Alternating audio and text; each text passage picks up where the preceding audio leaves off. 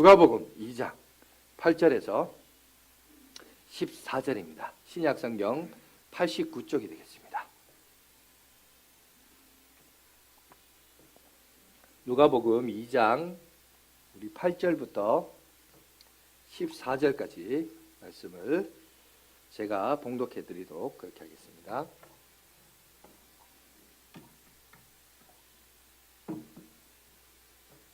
자, 2장 8절입니다. 그 지역의 목자들이 밤에 밖에서 자기 양떼를 지키더니 주의 사자가 곁에 서고 주의 영광이 그들을 두루비침에 크게 무서워하는지라. 천사가 이르되 무서워하지 말라. 보라, 내가 온 백성에게 미칠 큰 기쁨의 좋은 소식을 너희에게 전하노라. 오늘 다윗의 동네에 너희를 위하여 구주가 나셨으니 곧 그리스도 주시니라. 너희가 가서 강포에 쌓여 구유에 뉘어 있는 아기를 보리니 이것이 너희에게 표적이니라 하더니 호련히 수많은 천군이 그 천사와 함께 하나님을 찬송하여 이르되 지극히 높은 곳에서는 하나님께 영광이요 땅에서는 하나님이 기뻐하신 사람들 중에 평화로다 하니라. 자, 오늘은 12월 셋째 주간이 되었습니다. 그래서 오늘 성경 말씀의 제목은 당신은 왜 교회를 다닙니까? 라는 이유로 우리 함께 말씀을 생각하는 그런 시간을 갖도록 하겠습니다. 늘 여러분, 우리가 신앙생활 하면서 교회를 다니지만 이런 질문 던진 적이 있어요? 나는 왜 교회를 다니는가? 별 생각이 없을 수 있습니다. 그냥 어릴 때부터 그냥 교회를 다니다 보니까 그냥 교회 다니는 것 같다 이렇게 생각할 때가 있고, 또 안 다니면 뭐 애군이 껴가지고 꺼림칙해서 내가 다닌다 이런 사람도 있고, 또 아니면은 또 복 받으려고, 또는 뭐 세상에서 또 성공하고, 또 아니면은 내가 죽어서 천국 가려고 교회 다닌다 이렇게 생각하는 사람들이 많습니다. 그런데요, 지금 별의별 각양각색의 이유들을 쭉 나열했지만 여러분, 이 모든 공통분모가 있어요. 다 끌어모으면 이게 하나예요. 하나가 뭔지 아세요? 그것은 바로 자기 자신을 위해서 그렇게 이야기를 합니다. 그러니까 결국 뭐냐? 죄 지은 인간이 가지고 있는 이기적 본능이에요. 종교성이라고 하는 것도 가만히 보면 이런 모습들이 있습니다. 그런데 참 이런 우리의 마음속에 2000년 전에 하나님은 자기의 독생자 예수 그리스도를 보내면서 우리가 원하는 방식의 우리의 바램대로 하나님이 역사하지 않고 전혀 다른 방식으로 하나님이 우리를 사랑하셨어요. 하나님이 우리를 사랑하셨으나 우리가 기대하는 방식의 사랑이 아닌 하나님 자신의 방식으로 우리를 사랑하셨습니다. 그게 뭔지 아세요? 로마서입니다. 로마서 5장 6절에서 8절 말씀을 보여주시면 이렇게 되어 있습니다. 우리 다 같이 한번 읽겠습니다. 시작. 우리가 아직 연약할 때에 기약대로 그리스도께서 경건하지 않는 자들을 위하여 죽으셨도다. 의인을 위하여 죽는 자는 쉽지 않고 서인을 위하여 용감히 죽는 자가 혹 있거니와 우리가 아직 죄인 되었을 때에 그리스도께서 우리를 위하여 죽으심으로 하나님께서 우리에 대한 자기의 사랑을 확증하셨느니라. 오늘 여기 보시면 그저 물질적인 복과 번역과 천국 가기 위해서 하나님이 그 주제로 얘기한 게 아니라 하나님이 우리를 사랑하셨는데 그 사랑이 뭐냐면 하나님과 죄인된 우리와의 관계 회복을 위해서 하나님이 먼저 하신 사랑의 방식은 이런 관계 회복을 위한 방식으로 하나님이 우리를 사랑하셨다는 거예요. 그래서 구약에는 제사 제도가 있었죠. 제사를 왜 드리느냐? 왜 짐승을, 생명 있는 동물을 왜 죽였느냐? 그 동물이 죽어야 하나님과 우리 사이의 관계가 이어지기 때문에 그렇습니다. 그리고 2000년 전에 그의 유일한 아들이었던 독생자 예수 그리스도를 십자가에 못 박아 죽으심으로 희생 제물이 되셔서 그로 말미암아 이제는 더 이상 제사 제도가 없어지고 이제 예수 그리스도를 더불어서 이제 우리가 하나님과 새로운 관계, 아바 아버지라 부르실 수 있는 관계, 그 관계를 회복시키면서 자기의 사랑을 오늘 저 구절에 나와있죠. 확증하셨다. 우리는 그저 등 따시고 배부르고 돈 벌고 성공하고 복받고 이걸 원했는데, 번영하고 번창하고 잘되고 정작 이걸 원했으나 하나님이 원하셨던 자신의 사랑의 방식은 죄인된 인간들을 내버려 두면 멸망당하고 죽으니까, 그러면 안 되니까, 그래서 자기의 아들을 통하여 제사 제도를 통하여 우리의 하나님과 우리와의 사랑의 관계를 회복시킨 그 방식으로 우리를 사랑하셨다는 거예요. 여러분, 제가 다시 한번 질문을 드려볼게요. 교회를 왜 다녀야 되느냐, 이 질문에 대해서 지금으로부터 약 한 31, 2년 전인 것 같아요. 제가 고등학교 시절이었습니다. 분명히 그 사회 과목 선생님은요, 술 먹고 담배 피는 교회를 안 다니는 분이셨어요. 그런데 한 번은 수업 시간에 얘기합니다. 야, 교회 다니는 친구들 손 한번 들어봐. 그랬어요. 저도 손 들고 많은 친구들이 손 들었습니다. 그래서 물었어요. 야, 너 왜 교회 다녀? 그러니까 똑같아요. 복 받으려고요. 천국 가려고요. 우리와 별반 다른 없는 질문을 했습니다. 근데 그 선생님이 그런 얘기해요. 야, 다 틀렸어. 너희가 왜 교회 다니는지 알아? 왜 교회 다니냐면 너희가 다 하나님께 영광 돌리려고 교회 다닌 거야. 야, 불신자 입에서 그런 복음이 전해지고 내가 너무 신기했습니다. 너무 신기해서 지금까지도 지금 잊지 않고 있습니다. 맞아요. 우리가 교회를 다니는 이유는요, 복 받으려고 가는 거 아니에요. 우리가 교회를 다니는 것은 뭔가 하나님한테 뭔가 얻으려고 교회 다니는 거 아니에요. 여러분, 우리가 하나님 앞에 영광 돌리려고 교회 오는 겁니다. 우리는 사실 이걸 순간순간 잊어버려요.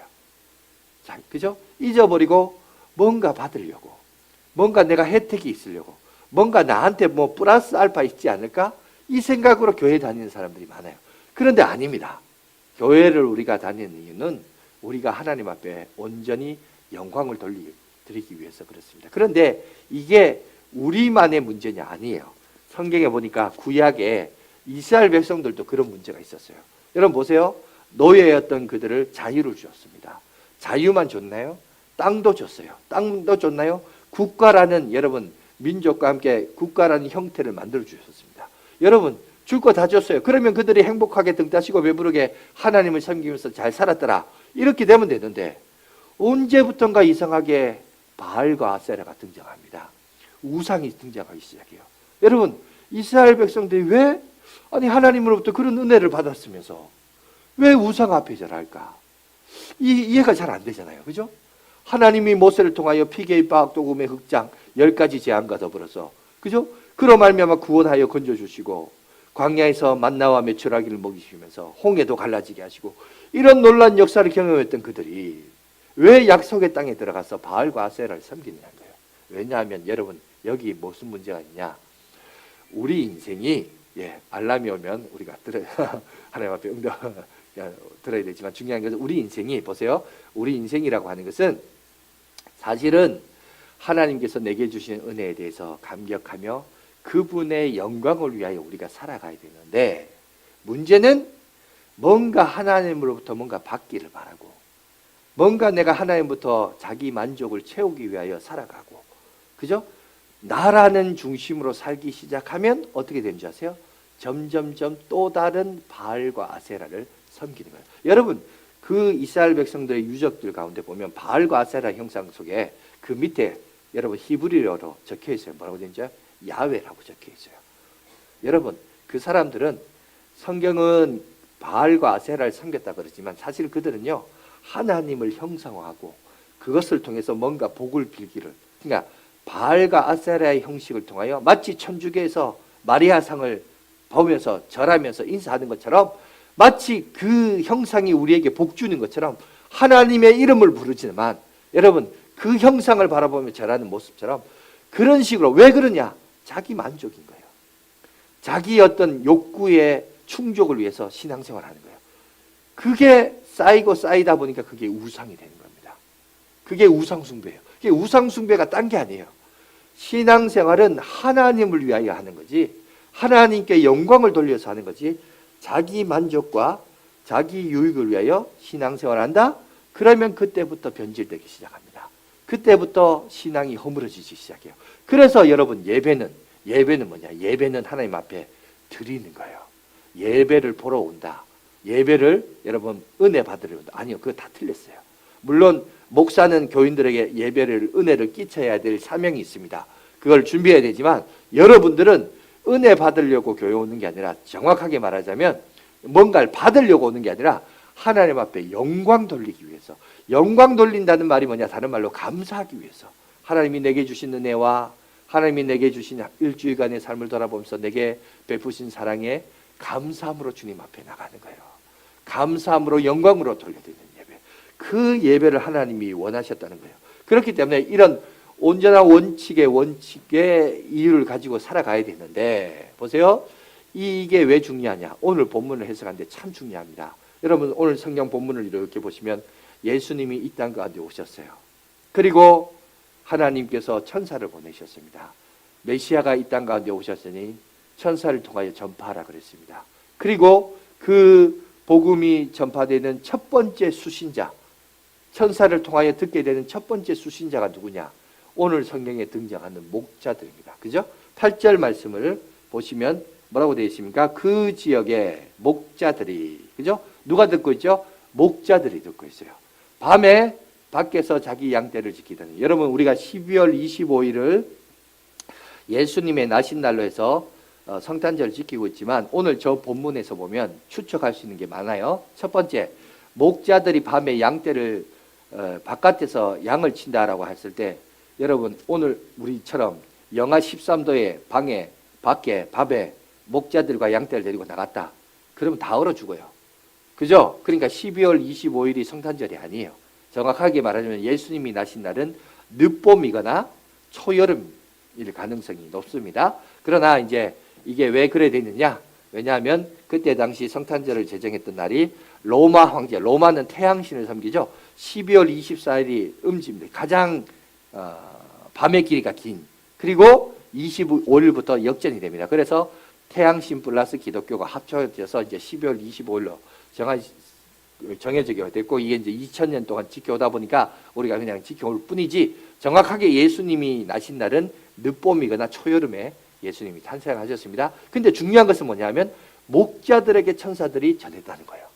여러분, 그 당시 종교 지도자들이 있어요. 오늘날 우리 식으로 말하면 목사도 있고 총회장도 있고 다 있어요. 그러면 당연히 우리가 상식적으로 볼 때 예수님이 이 땅 가운데 오셨다 그러면 누구한테 전해줘야 돼요? 목사나 총회장이나 그때 당시 종교 지도자들이나 제사장들에게 이 복음을 전해야 되는 거 아니에요? 그런데 하필이면 목자예요. 목자. 여러분, 말이 목자지. 또 우리가 이제 미화가 되어서 그렇습니다. 예수님을 우리가 표현을 할 때 우리의 목자 되신 예수 그리스도. 그래서 이 목자를 미화시켜서 그렇지, 사실 그 당시 2000년 전으로 거슬러 올라가서 목동지기는 어떤 직위냐? 천한 직위예요. 천시 여긴 직분이었습니다. 여러분, 이새는 다윗이란 아들을 줬죠. 다윗이 바로 목동직이었습니다. 왕인데 목동직이었다? 대단히 높은 직인데요. 아닙니다. 여러분, 이새가 아들들이 8이 있었습니다. 8 가운데 8째 막내가 다윗이었어요. 그 집안의 막내가 허드렛 일로 하는 일이 뭔지 아세요? 그게 바로 목동직입니다. 무슨 말인지 아시겠죠? 그러니까 이 목동직이는 그렇게 화려하고 멋있고 인기 있는 게 아니에요. 2000년 동안 예수 그리스도를 묘사하면서 우리의 목자 되신 예수 그리스도를 말하다 보니까 많이 미화돼서 그렇지, 사실 목동직이는 하찮은 직분이에요. 근데 그런 하찮은 직분에게 하나님의 천사가 복음이 전해졌습니다. 복음이 전해지고 오늘 본문의 말씀을 보세요. 9절 말씀을 보시면 주의 사자가 곁에 서고 주의 영광이 그들을 두루 비추매 크게 무서워하는지라. 여러분, 주의 영광이 그들을 비췄다. 두루 비췄다. 여러분, 마치 범접할 수 없는 하나님의 빛이 그들을 감쌌습니다. 영적인 종교적인 체험을 했죠. 여러분, 우리가 신앙생활 하면서 간증하시는 분들이 많아요. 그 어떤 체험 신앙에 대해서 간증하시는 분들이 많습니다. 여러분, 체험 신앙이 무조건 잘못된 건 아니에요. 여러분, 그런 강력한 체험이 있다는 것 신앙생활 하는데 상당히 유리합니다. 오늘 여기 보니까 이 목자들도 정말 신비로운 종교적 체험을 경험합니다. 하나님의 영광을 경험하는 거죠. 천사가 임하는 은혜를 체험했습니다. 여러분들도 가급적 이런 은혜를 경험하시기 바랍니다. 그러나 신앙생활의 여러분 목표와 기준은 주의 말씀이지만 너무 체험에만 빠지면 안 돼요. 체험도 그만큼 유리하다라는 사실이에요. 그래서 성경에 보니까 그런 예가 있습니다. 이사야 한번 볼까요? 이사야 보면 이사야 6장 1절에서 3절에 보시면 한번 보여주시기 바랍니다. 이렇게 되고 있습니다. 제가 읽어드릴게요. 우시야 왕이 죽던 해에 내가 본즉 주께서 높이 들린 보좌에 앉으셨는데 그의 옷자락은 성전에 가득하였고 스랍들이 모시고 섰는데 각기 6날개가 있어 그 둘러는 자기의 얼굴을 가리었고 그 둘러는 자기의 발을 가리었고 그 둘러는 날며 서로 불러 이르되 거룩하다 거룩하다 거룩하다 만군의 여호와여 영광 그의 영광이 온 땅에 충만하도다 하더라. 여러분, 이사야는 하나님의 위대하심과 성전에서 하나님의 임재를 체험합니다. 그죠?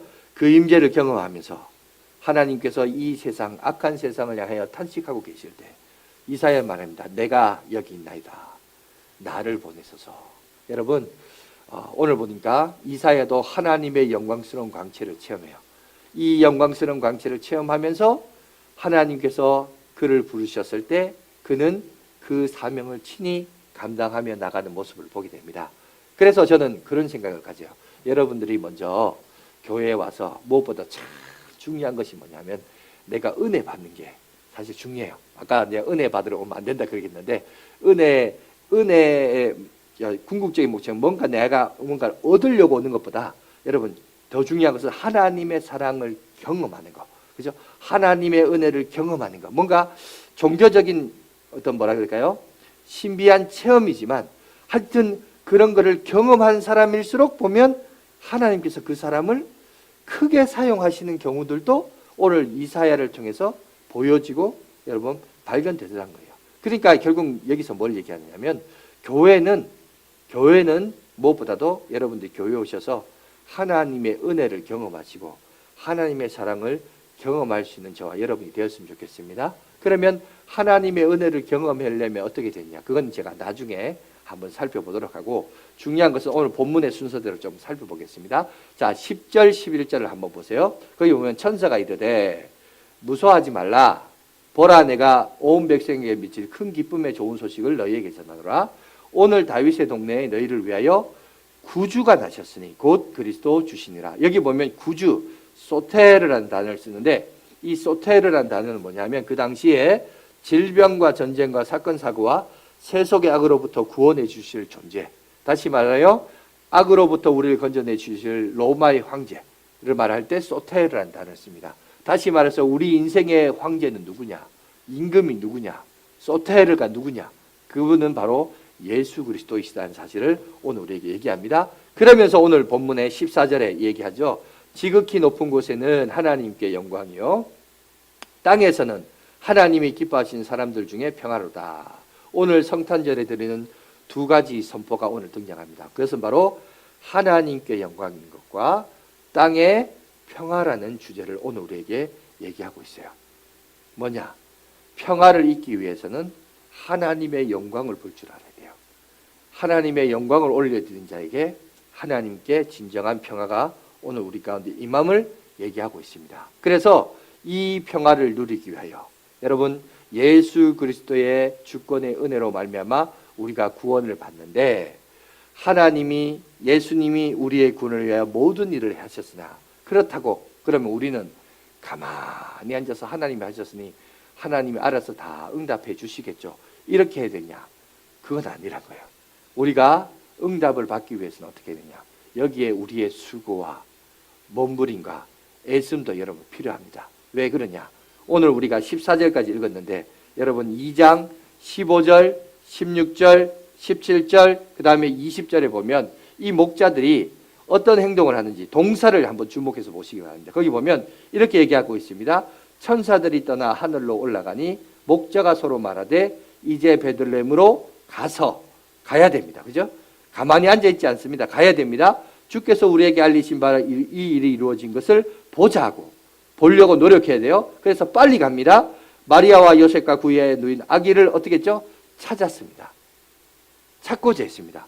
찾는 수고가 있어야 돼요. 그리고 보고 천사가 자기들에게 이 아이에 대하여 말한 것을 전했다라고 했어요. 20절에도 보세요. 목자들이 자기에게 이르던 바와 같이 듣고 본 그 모든 것으로 인하여 하나님께 영광을 돌리고 찬송하며 돌아가니라. 여러분 평화라고 하는 것은 하나님이 주신 선물이고 주권이지만 이것을 받기 위해서 그저 감나무 밑에서 감 떨어지기만을 기다리는 게 아니라 내가 수고해야 돼요. 찾으려고 몸부림 찾아요. 그럴 때 하나님께서 만나주시고 찾게 해주시고 그리고 그죠? 갈망하는 자에게 은혜를 베풀어 주십니다. 아무쪼록 여러분 선한 것, 영적인 것에 대하여 여러분 적극적인 자세와 태도를 가지고 주님 앞에 영광 돌리며 나가는 저와 여러분들 되시길 간절히 바라겠습니다. 그렇게 할 때에 우리가 사도 바울이 말했던 여러분 로마서 11장 36절에 있는 말씀에 보시면 이렇게 얘기하고 있습니다. 이는 우리 다 같이 한번 읽어볼까요? 시작. 이는 만물이 주에게서 나오고 주로 말미암고 주에게로 돌아갑니다. 그에게 영광이 세세에 있을지어다. 아멘. 여러분 우리 인생은 궁극적으로 하나님의 은혜 받기 위하여 열심을 가지고 그리고 그 은혜 받은 것에 대하여 영광을 돌리면서 나가는 인생이 되어야 된다. 그 얘기를 오늘 우리에게 얘기하고 있습니다. 여러분 예수님께서 우리 가운데 이 땅에 오신 이유는 철저히 우리가 기억해야 됩니다. 이것은 우리의 힘으로는 할 수 없어요. 하나님의 은혜와 하나님의 공급하신 능력과 주관하시는 은혜로 말미암아 우리가 설 수 있습니다. 그것을 구원해 주시기 때문에 그것에 우리가 바로 설 수 있습니다. 그래서 우리가 그것을 바라보며 나가야 되는데 문제는 여러분 우리가 주님의 몸된 교회를 나와서 예배를 드리고 영광을 올려드리고 감사를 드리는 모든 것들이 하나님께서 우리 인생들에게 그렇게 설계하셨고 그렇게 살기를 원하셨던 인간의 본분임을 오늘 우리에게 분명히 말씀드리고 있는 거예요. 그렇기 때문에 오늘 저와 여러분들 기억하십시오. 오히려 그 당시 종교 지도자들, 목이 뻣뻣한 사람들, 소위 나 신앙생활 잘한다고 말하는 사람들, 그런 사람들에게는 하나님이 말씀하지 않으시고 오히려 낮고 낮은 가난한 목자들에게 천사들이 찾아가서 최초로 예수 그리스도의 나심을 전해 듣고 보았던 사람들은 목자들이었다. 이것을 우리가 사실 조금 주목해서 볼 필요가 있습니다. 그러면서 그들이 하나님의 영광을 또 예수 그리스도의 나심을 체험하고 경험했습니다. 뿐만 아니라 우리가 또 다른 교회를 다녀야 된 이유를 우리가 누가복음 7장 우리 11절에서 16절에 보면 이런 내용이 나옵니다. 나인성이라는 한 가부가 살고 있었어요. 근데 그 가정에 아들이 죽습니다. 사람들이 쑥닥거립니다. 도대체 이 여자는 얼마나 죄를 많이 지어서 이 사는 게 왜 이 모양이냐. 얼마 전에 남편이 죽더니만은 이제 하나 남은 아들마저 죽게. 이렇게 사람들이 웅성웅성거리면서 장례 행렬을 치르고 있습니다. 그러면서 그 죽음을 끌어안고 나인성에서 바깥으로 나옵니다. 그런데 반대편 맞은편에 생명의 구주 되신 예수님이 나인성을 향하여 안으로 들어가고 있습니다. 예수님과 더불어 수많은 무리들이 예수님을 쫓아다니면서 여러분 그 성으로 들어가요. 죽음의 행렬과 함께 나인성에서 나오는 무리와 나인성을 향하여 들어가는 생명의 주님, 죽음과 생명이 교차되는 만남이 그 성문에서 일어나요. 참 신기하죠. 이거는 만남이면서 또한 죽음과 생명의 대결이 구조가 오늘 우리 가운데 보여주고 있습니다. 그런데 여기서 중요한 것은 뭐냐? 그 죽음의 행렬을 뒤따르고 가던 여러분 쓸쓸히 울면서 여러분 눈물을 흘리며 그 뒤를 따라가던 가난했던 가부 그 여인을 예수님이 보셨고 주목하셨다라는 사실이요. 여러분 이것을 우리가 기억해야 됩니다. 예수님이 2000년 전에 이 땅 가운데 오셨는데 예수님이 주목하신 사람은 화려한 옷을 입고 성공하고 번창했던 사람들이 아니라 실패의 자리, 병든 사람들, 눈물 흘린 사람들, 고통상한 사람들, 아픔이 있던 사람들, 오히려 예수님이 바라보시고 주목했던 사람들은 다 그런 사람들이었습니다. 그런 사람을 주목하시고 바라봤습니다. 여러분, 김환영이라는 시인이 있습니다. 이 사람이 쓴 동시 하나가 있는데요. 울꽃이라는 시가 있어요. 아주 짧은 시입니다. 제가 한번 읽어드릴게요. 할머니 어디 가요? 예배당 간다. 근데 왜 울면서 가요? 울려고 간다. 왜 예배당 가서 울어요? 울 데가 없다. 짧은 시입니다. 그죠?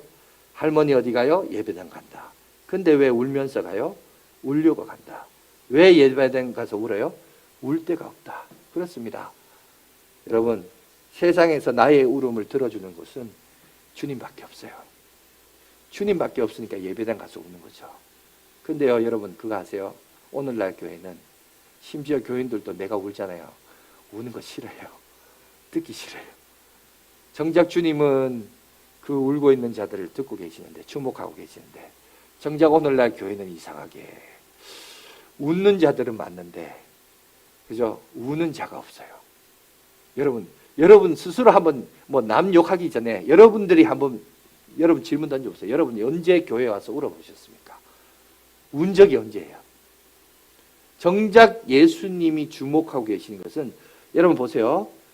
하나님은 영이시기 때문에 말씀으로만 말씀하셨기 때문에 인간의 몸으로 입고 오신 예수님의 3년 6개월간의 공생의 사역을 여러분 주목해서 볼 필요가 있어요. 하나님은 도대체 어디에 관심이 있느냐? 하나님은 웃는 자에게 관심이 없어요. 하나님은 우는 자에게 관심이 있어요. 우는 자를 주목하십니다. 그러면 여러분은 교회 와서 언제 울어보셨어요? 오늘 이 김환영 시인이 말했던 이 할머니, 울려고 교회 간다. 언제부터 교회가 웃음의 장소였어요? 언제부터 가면을 쓰고 다닙니까?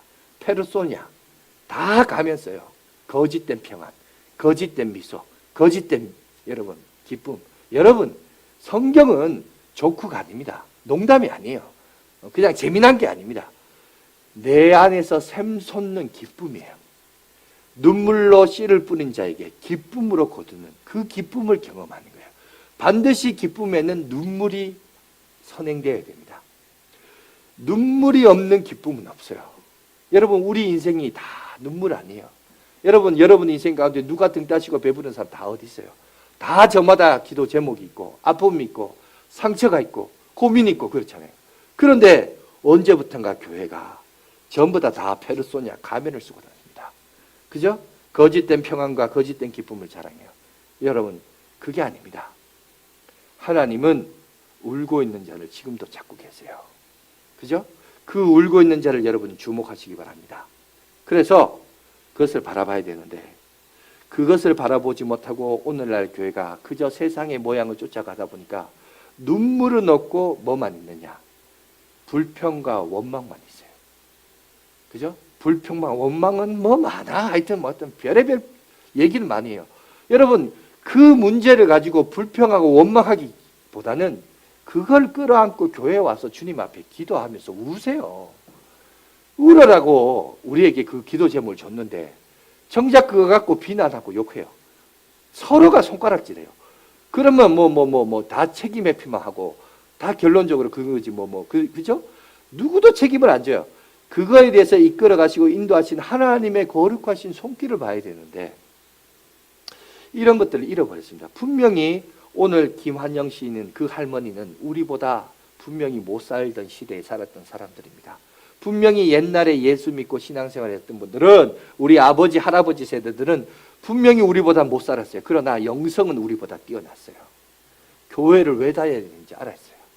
울려고 다녔어요. 그런데 오늘날 사람들은 좋은 옷 입고 좋은 차 타고 자기 뽐내려고 교회 다녀요. 거짓된 화려한 옷과 미소로 마치 자기는 하나님부터 복 받은 사람이냐 그렇게 자랑하려고 교회 다녀요. 여러분 맞습니까 그게? 여러분 교회 왜 다닙니까? 우리가 스스로 한번 던져봐야 돼요. 교회는 울려고 오는 것이에요.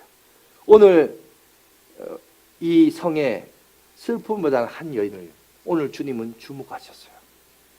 많은 사람들이 있었으나 그리고 예수님을 추장해 따라오는 많은 무리들도 있었어요. 그러나 그 수만 수백 명 수천 명의 사람들 가운데 예수님이 봤던 사람은 자식을 잃고 울고 있는 그 여자 한 사람이었어요. 여러분 이거를 우리가 볼 줄 알아야 돼요.